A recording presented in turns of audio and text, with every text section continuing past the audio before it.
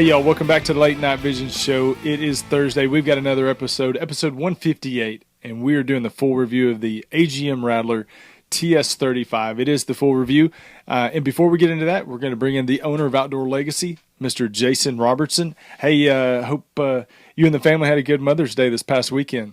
We did. We actually took a trip down for about, maybe 4 nights down to Crystal Beach in southeast Texas. And I've had several people say, "Oh man, the beach." And I'm like, well, it's a Texas beach. Okay. So anything that you know about, Florida and Alabama and, Jamaica and Mexico, just get that out of your head. It's a Texas beach. Okay. So it's not when people exactly when like people that. When people hear Crystal Beach, they think of like crystal clear water. Exactly. And it's the Gulf. It's not full of sand. Exactly.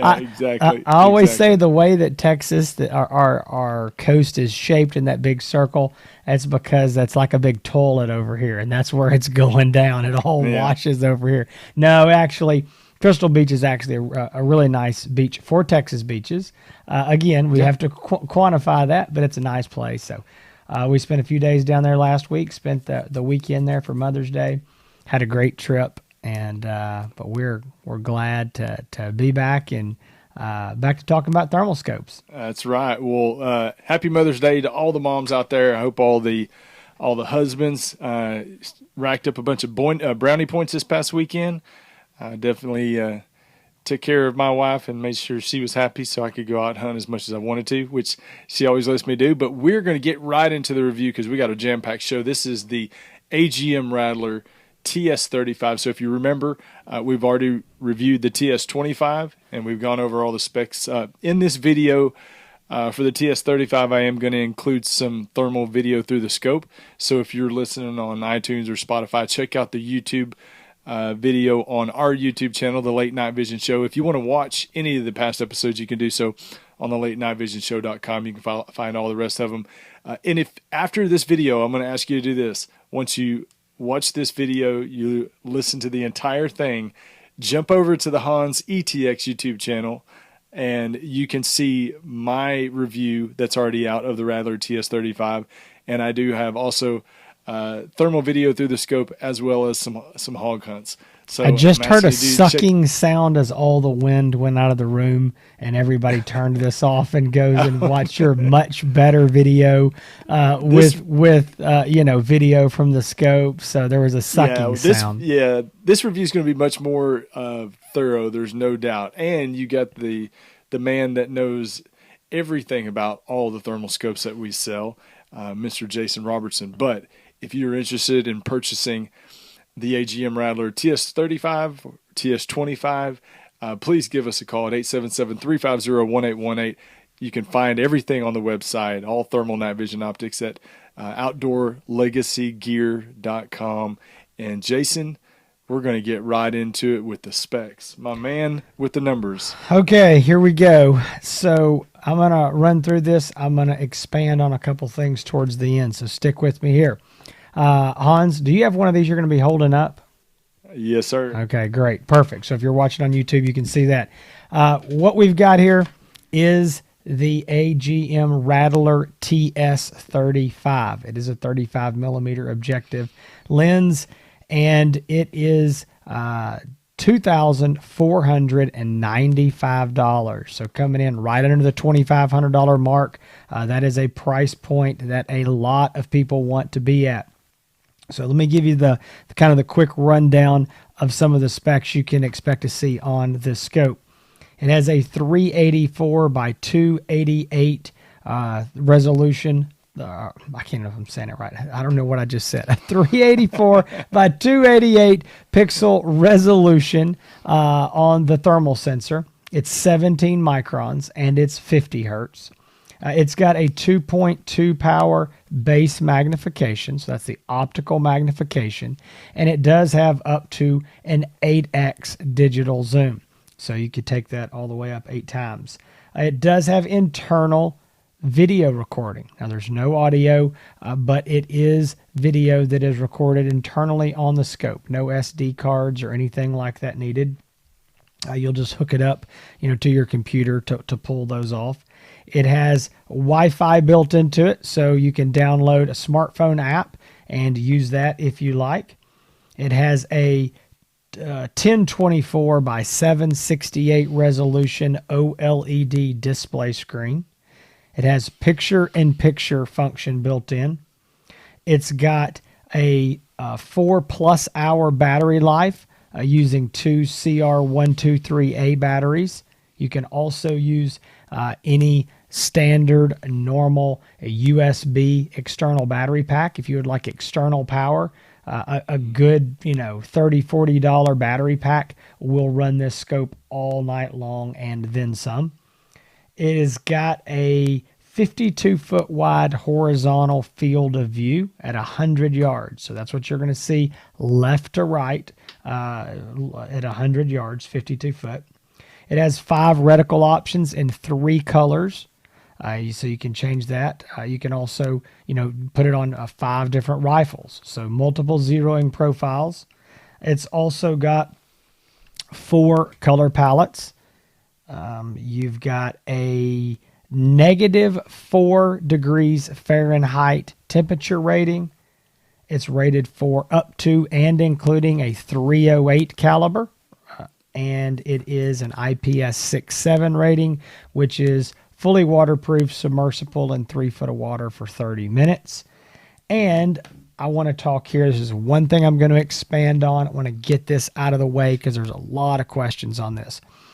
It comes with an American Defense manufacturing mount. Now, if you've watched any of our reviews, you know that Hans and I love American Defense manufacturing. These mounts are used by some of the best thermal manufacturers in this industry. And these, their mounts are the most widespread. They are an American-made company, a lifetime guarantee. These are the real deal. If anybody has a problem with American Defense and thinks that they're not good, you're mistaken. They're awesome. I was wondering where you were going to go with this. I was about to tell them to call me, but I'm sure there's like 5 angry guys out there, and I really don't want to talk to them. So these things are legit. Okay, if you buy the most expensive civilian hunting thermal scope that's on the market, it's actually not even on the market. It's fixing to be released. $9,500 from another manufacturer. It's going to come with a little mount just like this. All right. So here's where the confusion comes. Now, we love American Defense, but the confusion is that on the original photographs and even some people even got this. It's American Defense mount, and it has 2 QD throw levers. All right. I don't know if you can see this very well. I'm holding it up. I'm just it's not on the scope. I'm just setting it up here. 2 QD throw levers. That's on some of the drawings. It's in some of the original pictures and things. What the scope, and a few of them shipped with that, but what the scope ships with now is this smaller, shorter American Defense mount. And I'm going to just hold it up here so you can see. It's just a lot smaller, shorter. And so there's been confusion about this. Some guys are upset. Oh my goodness, mine doesn't have 2 QD throw levers. It only has 1. It's not going to hold 0. Well, guess what? You buy that $9,500 scope, and it's got this exact same little QD throw lever, and that scope weighs way more than this does. This QD throw lever will do all you need to do to hold 0, to take it off, to put it back on, to return to 0. So what's the difference here? I've had guys call me and say, well, I've got a bolt action rifle.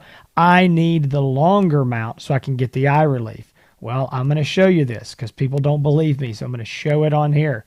Look, if you put these 2 mounts, I'm trying to hold them here, side by side, you are losing no eye relief at all. All they've done is chopped off one of the QD throw levers.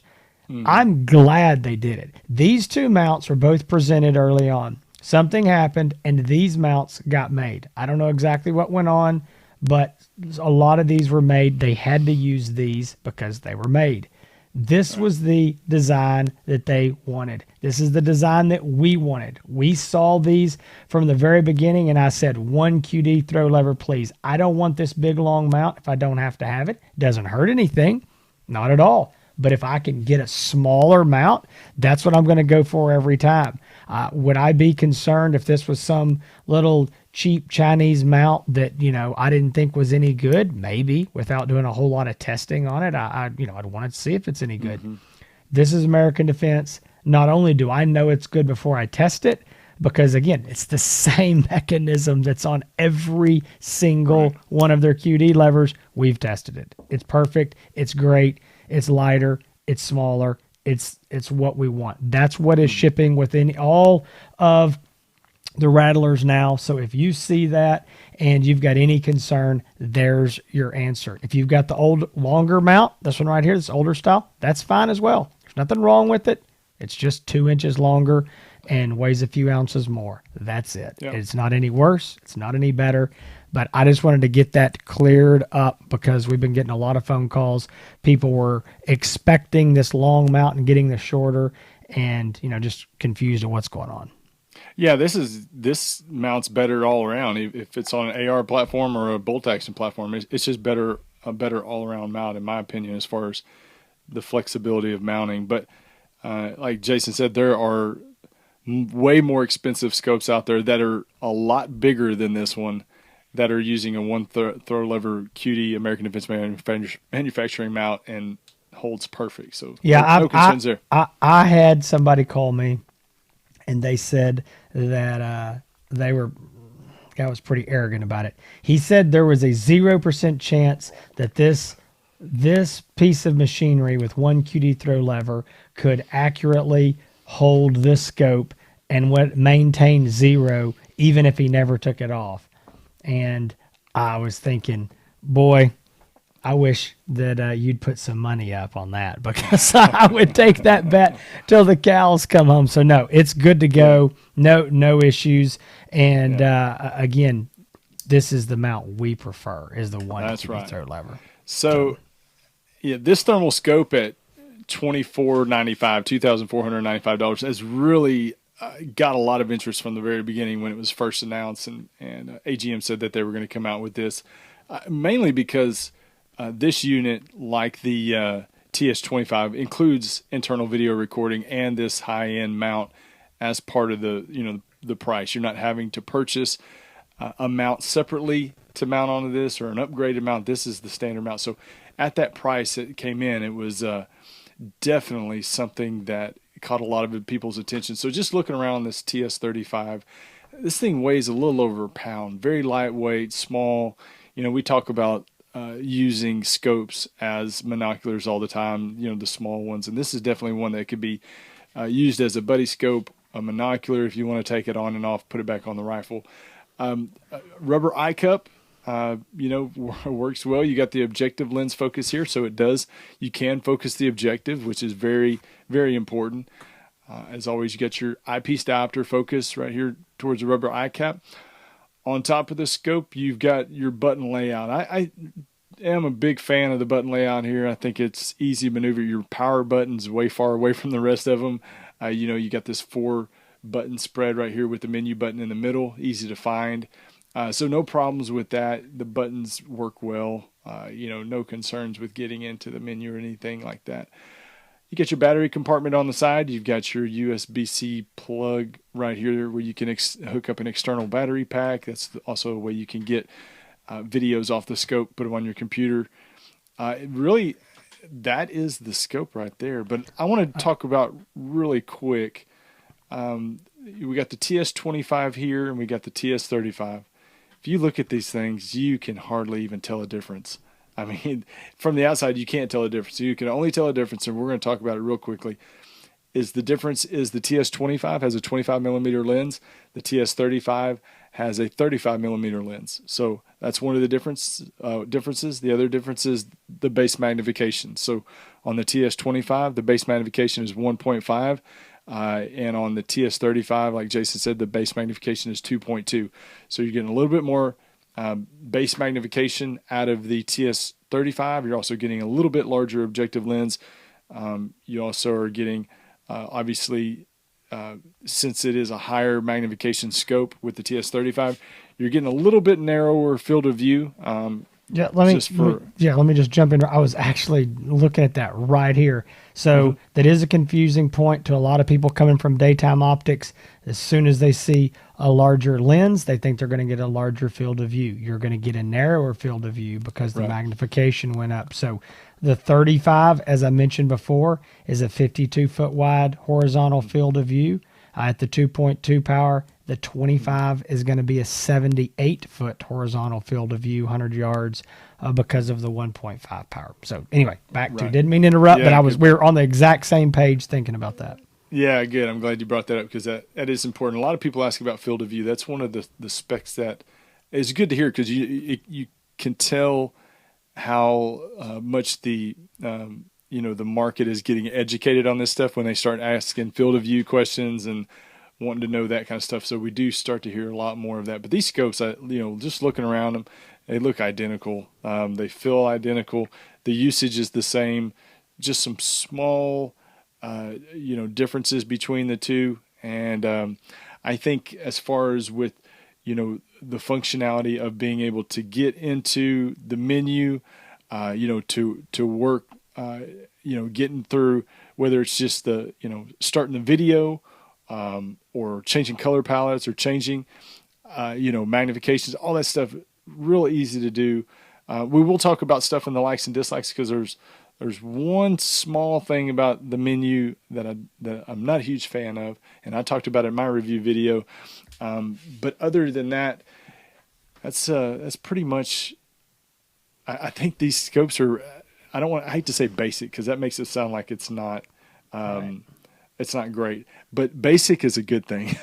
Basic includes video recording, a smartphone app. Yeah. I mean, what else can, it's like pretty amazing we're calling it basic, but you're right. Basic, it's simple to use is what you, easy to use. Yeah. Easy to use. And that's what people want. People want something that's got these features, but is easy to use and easy to set up. That's another concern we hear about all the time.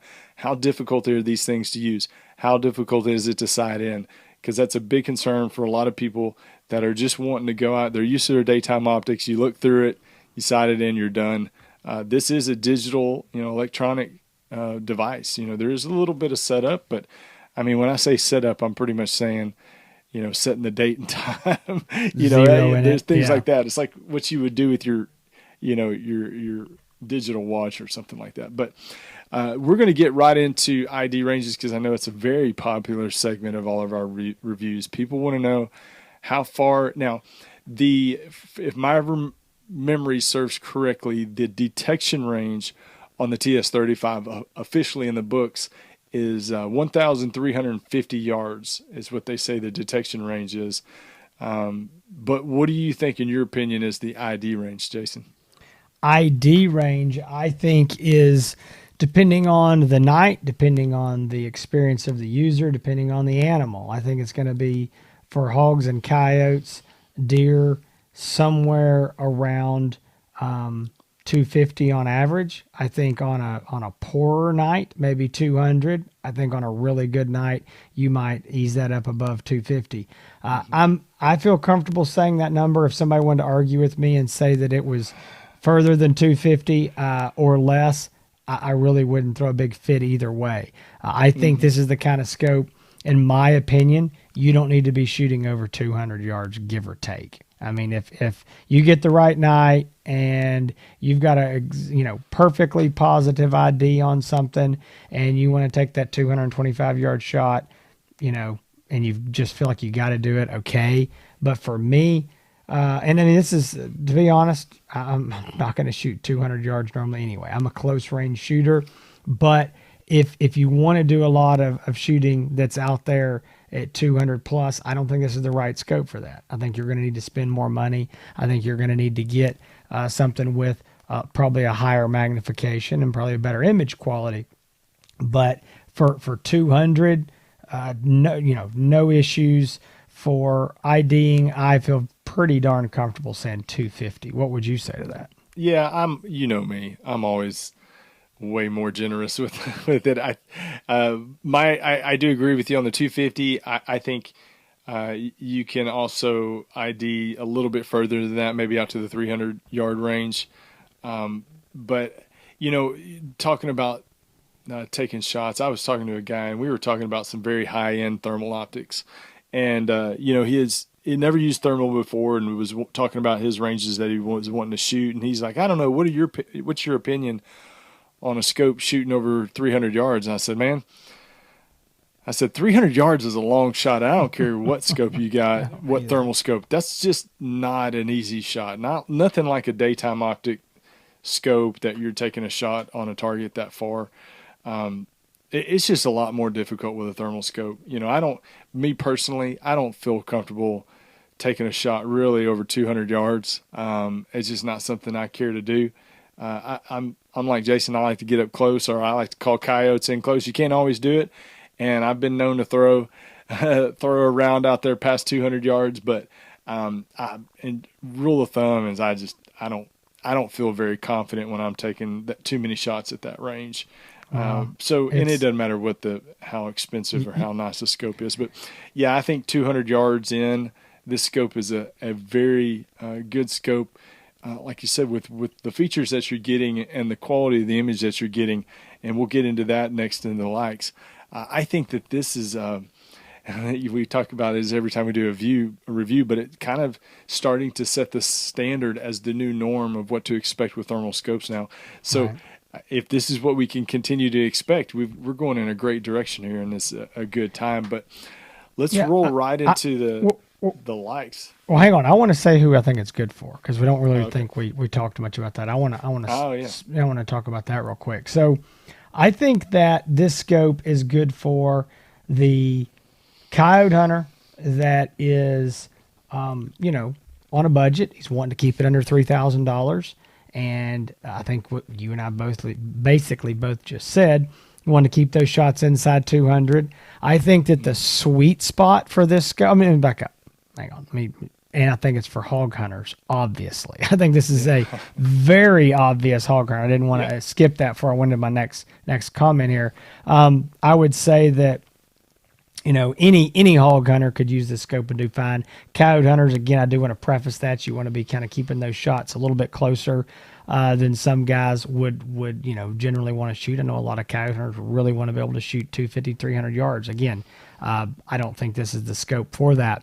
But normal shooting is perfect. I think the sweet spot for this scope is going to be, 30 to 100 yards. I think that's it's just right in its wheelhouse. I think when you start getting out there into the, 100, 125, 150, I think you're going to zoom up.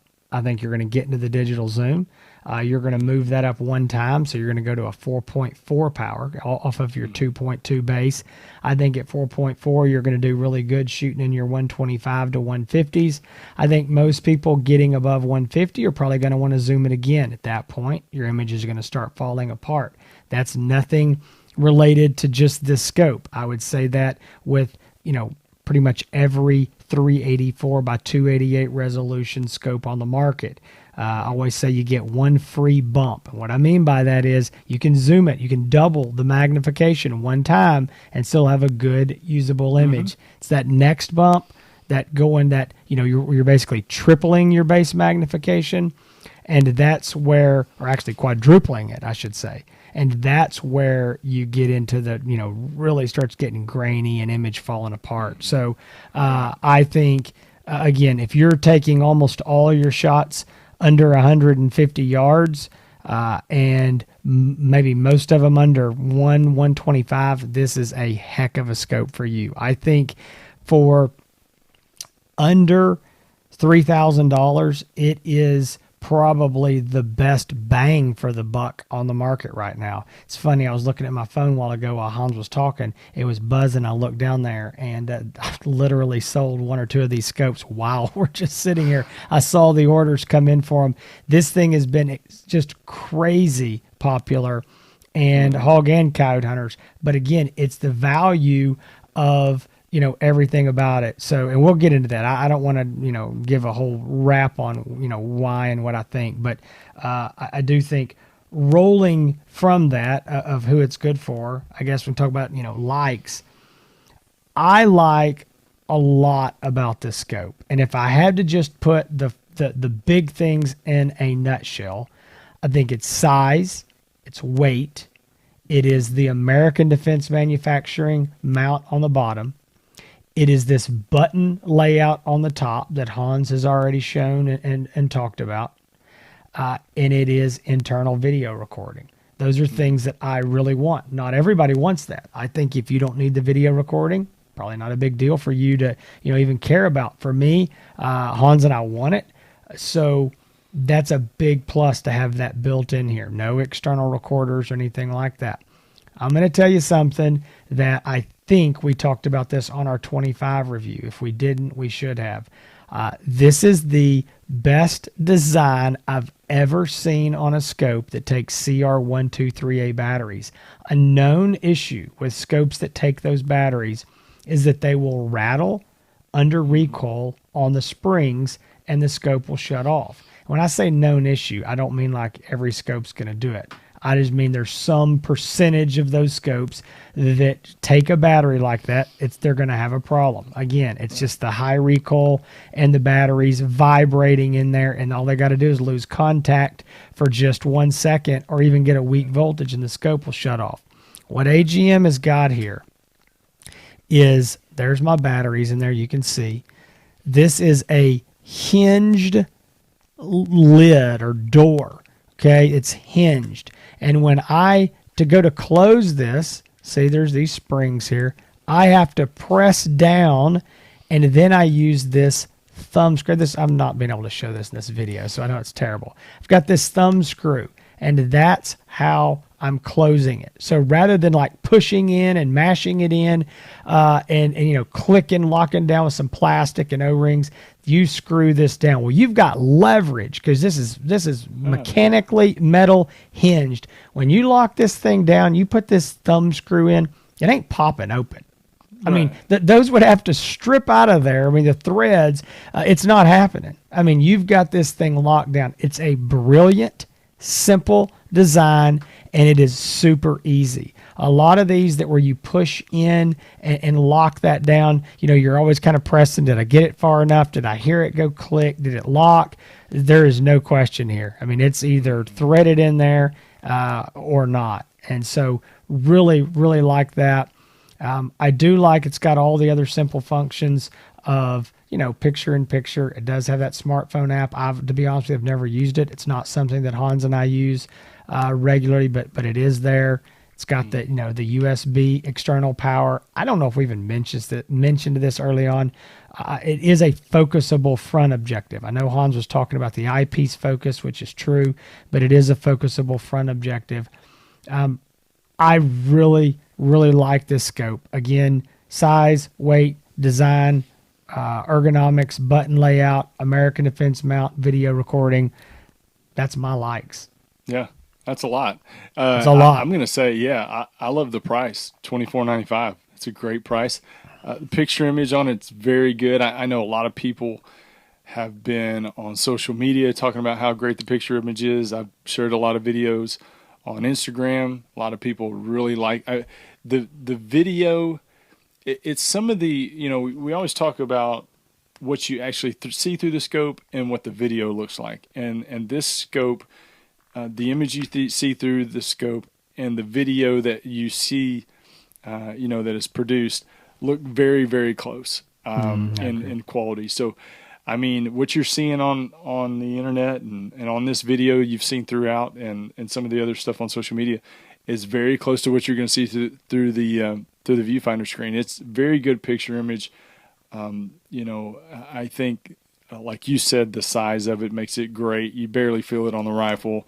Looks great in pictures because that's all that really matters when you get your dead hog or your dead coyote is what your scope and rifle look like in those pictures. So, but other than that, I think you rounded out the likes pretty well, and that being the price, picture, image, and all of the features that comes with it.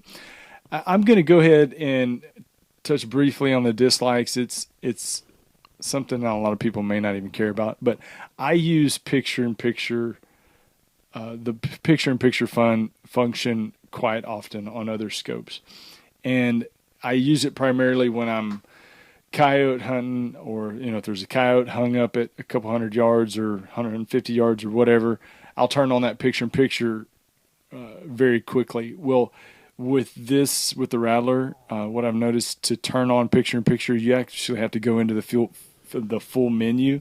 You can't just do like a long and press. if there is, I haven't figured it out because I've looked and tried. But you've got to go into the full menu to turn on the picture-in-picture display.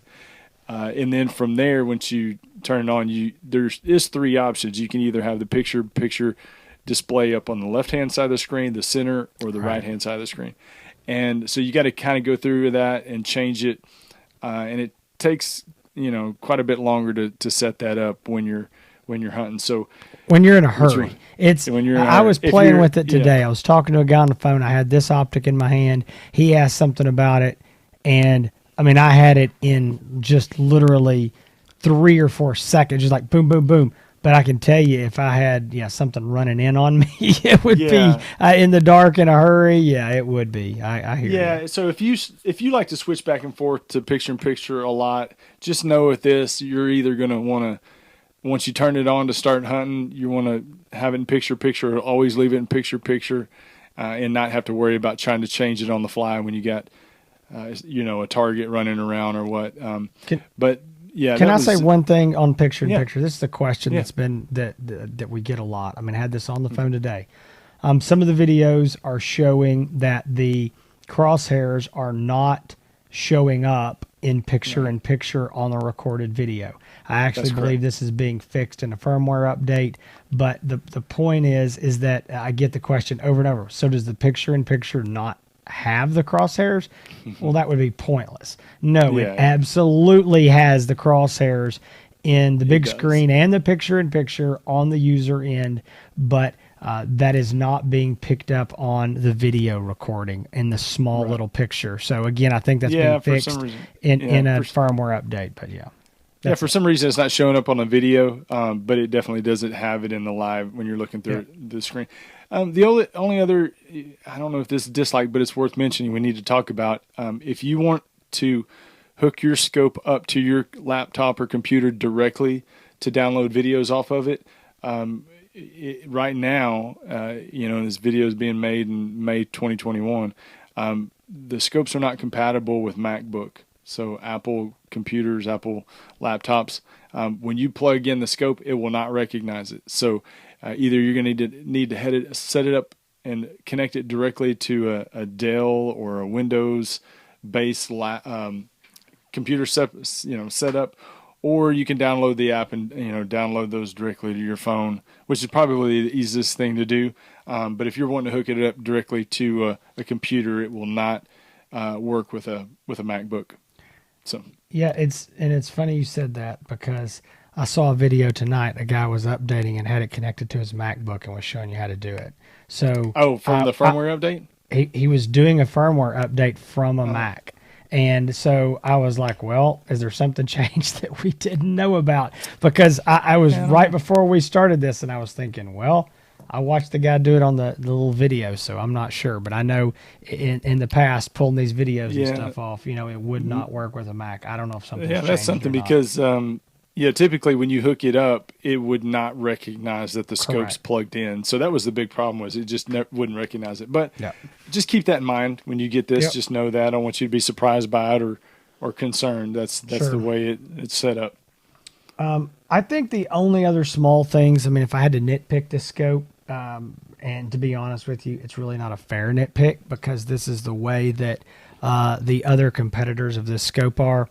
But I don't think that, I wish that I had more control over the actual image, like the brightness, the contrast, the way it looks. I mean, there's settings in there. Don't get me wrong. They're there, but I feel like each step takes a bigger move than I would like.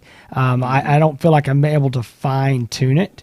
Again, this is the way that every scope that I'm aware of that's going to perfectly compare to this one in magnification, in price range under $3,000. It does. Okay. So I don't think it's unique to this. I just wish I had a little more control, and I wish I had a few more reticle options. I think that there's 4 or 5 options there, and I just wish that I could, had a couple more, maybe that are smaller or whatever. But here's the deal: these work. I just always choose one. I don't even really ever think about it again.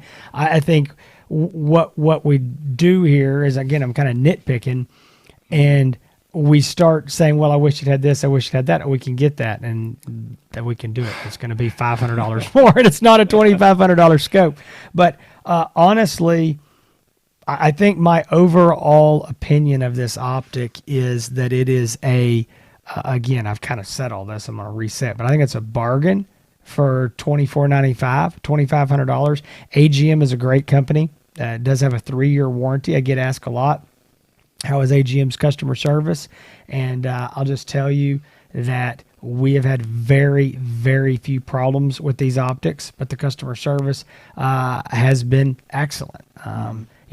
People, I think, have been very happy with their response time. I know that there was one point where they were completely out of optics. They did not have any of these when they were first shipping. We still had huge back order list.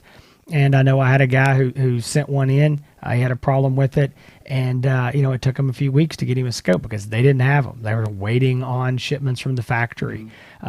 Other than that, one case, which we see with every manufacturer every once in a while, especially when an item's brand new, we've had almost no issues. I think reliability on this optic is really good. I believe AGM is going to take care of you. They're very responsive. So I feel good about that. I just think that for someone who wants everything in a nutshell of a scope for this price, I think it's a very, very fair bargain. I think it's a tough competitor to the other optics out there. That's not taking a swipe at them. I think every scope right now in this price range from $1,995 to say $3,000, they're all bringing something that's a little bit unique. Whether it's this is feature rich, whether it's a little, maybe a tiny bit better image quality, whatever it is, everyone's bringing something to the table. And I'm liking to see this competition in this price range because I know it's where a lot of guys want to be. And so love this scope. I think that if you're a coyote hunter and you're keeping most of those shots, inside 200 yards, hopefully inside 150. Same thing if you're a hog hunter. It's super. I really, really like it. I will say, when we've already talked about the TS35, which is the 1.5 power, a lot of people are going to say, hey, which one do I choose? I think if that's $1,995, 1.5 power, $2,500 for 2.2 power. So get the extra magnification if you think you're going to need it. If all your shots are inside 100 yards, and a lot of them, or maybe most of them are inside 75, I probably wouldn't buy this scope. I'd buy the 1.5 power.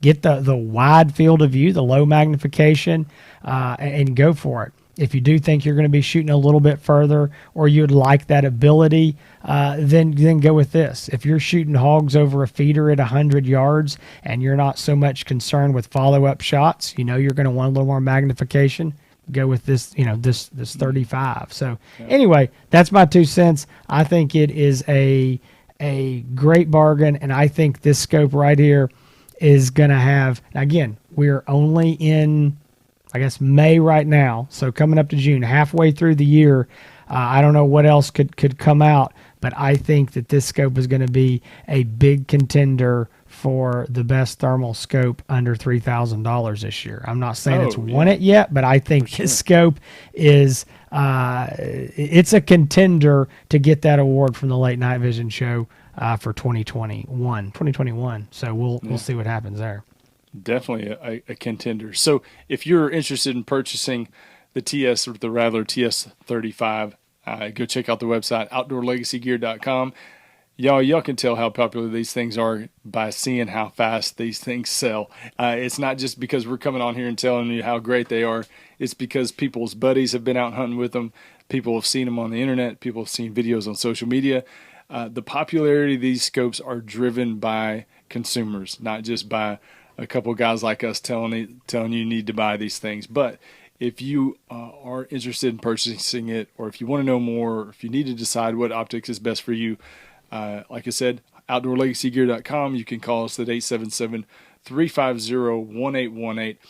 If you're looking to find more information about Outdoor Legacy, you can find Jason on Facebook and Instagram at Outdoor Legacy Gear. You can also find me over on Instagram at Hans ETX. And also, I've already talked about my YouTube channel, Hans ETX on YouTube. You just search do the YouTube search on the search bar, or you can just search on Google Hans ETX. And to find all of our past episodes, you can go to the latenightvision.show.com. If you are listening on iTunes or Spotify or one of these other podcast audio only versions, please go hop on over there and give us a good review. Give us 5 stars, 5 thumbs ups, whatever it may be. But we really appreciate it. It helps us get recognized and show up better in search results. We also need to give a plug to Mr. Chester Cup. So, what's his website, just so I don't mess it up, but go check out Chester Cup's blog. He does all the written reviews on all these scopes too. Yeah, so he does all the written reviews for us at outdoorlegacygear.com under our blog section. And if you'll go to YouTube, search for Chester Cupp, C-U-P-P, and you will find his YouTube channel and subscribe there. He is doing some reviews and doing some really cool stuff that we're really enjoying. So go check that out. I'm trying to find here I want to make sure I pull his blog up and make sure I do it right. Yeah, he's on Instagram too, Chester Cupp. His web that's with 2 P's.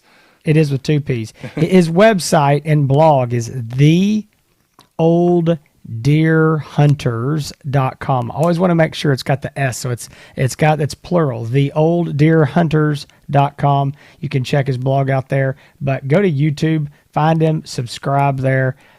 He is a retired U.S. Army colonel, super guy, very, very knowledgeable when it comes to shooting, reloading, optics.